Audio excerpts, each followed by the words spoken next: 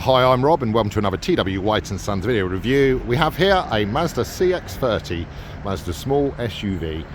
So we have a Polymetal grey car here. Now this is a GT Sport trim, so this is pretty much top of the range. And there's something a little bit different about this particular CX-30 because it's a rare as you like 4-wheel drive version. So this runs a 6-speed automatic, 4-wheel drive on demand, effectively working what's called a Howdex system. So the front driven wheels predominantly power the car. Upon slipping on slippery surfaces, it will divert up to 50% of the power to the rear wheels. So great in slippery conditions. Being a GT spec, it's got quite a lot of specification, which we'll work through shortly. And looking really quite lovely here in Polymetal grey. So it's a free owner vehicle. Recently serviced in October 2024, so not needing any sort of attention till well into this year. The car currently has around 27,000 miles, so at a lovely mileage for a car that's in its 4th year this year, or 5th year almost. And we'll work on some spec. So we have 18-inch bright silver alloys. At the front we have high beam assist LED headlamps. We have the imposing Mazda GT grille with the signature wings running through the vehicle itself in chrome. Front parking sensors and rear parking sensors are standard to this particular vehicle. As we work around the side of the car, you'll note there's privacy glass for the last rear windows and the tailgate. And we have keyless entry, so you can actually let yourself in and out the car without physically touching the key, and that includes starting and stopping the vehicle. Coming round to the back, we have again a reversing camera just hidden under the aperture there, and rear parking sensors running through the rear bumper. Coming down, there's a powered tailgate, so simply by pressing the pad here, this will power the tailgate up. And that can be operated from the key fob or a button inside the vehicle. So in the back, nice, clean, pristine looking rear area here with a 60/40 folding split seat and a fully removable parcel shelf. Hidden under the floor here, you'll note there's a BOSE audio system, again linked to the GT Sport spec, but you'll also note there's no spare wheel, and instead we're looking at a foam and compressor unit. Coming back, you have buttons here to close down the tailgate, which we shall push, and it will lock itself. Twin exit exhausts. Being a SKYACTIV engine, this is an X, so this is 180 horsepower. And it runs the SCCI technology, which is a technology which is unique to Mazda. So this effectively allows at low revs a compression ignition style engine, rather like a diesel, and that will give you benefits on economy and low emissions. And as the car revs out higher, it will revert back to spark technology. So it gives you the best of both worlds. It won't sound diesel-y, of course. It will sound like a nice revvy petrol 2-litre that Mazda is famous for. So, giving you the best of both worlds. Now that means that the car actually has a better consumption and a lower CO2 emission figure than the one below, that's just called a SKYACTIV-G with 120 horsepower. Inside the GT Sport spec, you'll note the two-tone finish, which is black and brown.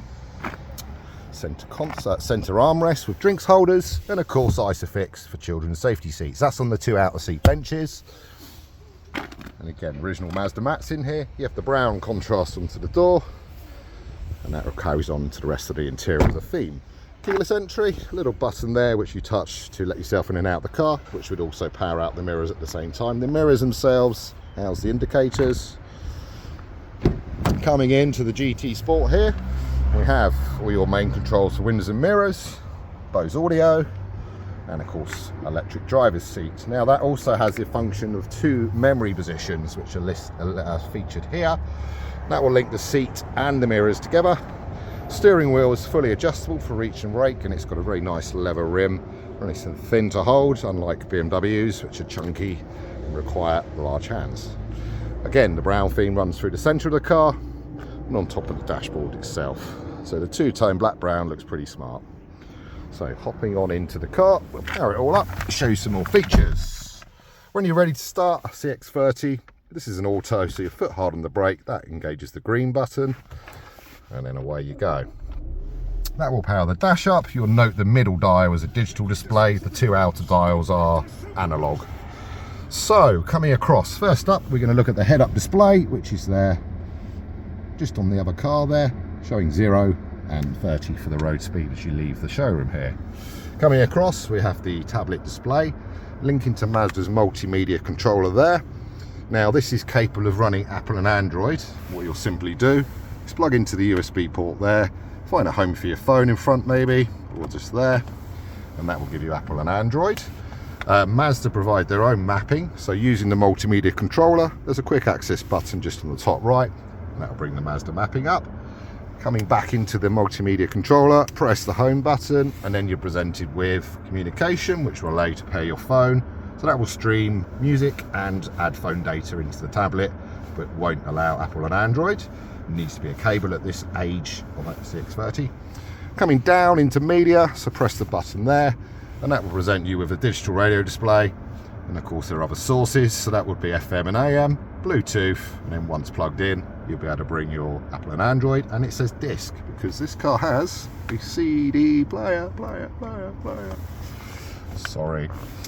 We have a 6-speed automatic. Back into drive, you can push it across into a manual shift mode, which will also bring into play these paddles, so you can go up and down the gears just by pulling the tabs here and here. There's also a sport mode. So again, that will allow the car's shift points to raise, so it will rev a bit higher between gear changes, and it will drop multiple gears as you demand acceleration. Into R, that will bring the camera up, and of course it will engage the sensors. They will work within a metre or less, and they will beep you back down to about 30 centimetres. Coming down, you've got an individual controller for the passenger to use. Of course, on the multi-spoke wheel here, we have controls for media, an info button, which will control the dash display here in the middle, and also show you the lane departure function the car's capable of. So that will, again, just sort of try and tug you back into lane should you drift out of the lanes without indicating, of course. You can also use the same technology for the adaptive cruise control on the right hand side spoke. So effectively engaging this button here and using this on here, you can then bring in up to 2 seconds gap and preserve that. So the car will effectively follow the car in front, slow and match the speed, and preserve a time gap if you're choosing, including braking to a halt. Also works equally well when you're driving in slow speed conditions through urban traffic, and you can ask the car to follow the other car. Coming across, high beam function for the auto headlamps, and a auto function for the wipers there. Coming down, we have lots of storage, we have cup holders, we have a nice deep glove box, bottle moulded pockets, more storage in the centre console here, again linking to another USB and an old school 12 volt supply. That would power your phone kit effectively. We also have a sunroof on this car, so up here we have a tilt slide roof, using controllers up here, give it a push backwards and it will let lots of air into the car and a bit of light. Again, it's the full back mode. If you push forwards, it will close, and then if you push upwards, it will then tilt. So now I'm just going to put that back in. There is a little cover if you want to stop heat soak, but in essence, we have a really nice GT Sport 4-wheel drive derivative running a 6-speed automatic. So in summary, this car has had 3 recorded meters, around 27,000 miles. SKYACTIV-X GT Sport 4-wheel drive automatic, so quite a rare beastie. So we look forward to hearing from you. We accept a part exchange, and we'd like to help you fund your purchase if that's necessary. So don't hesitate, reach out, give us a call, come and see this rare 4-wheel drive CX-30.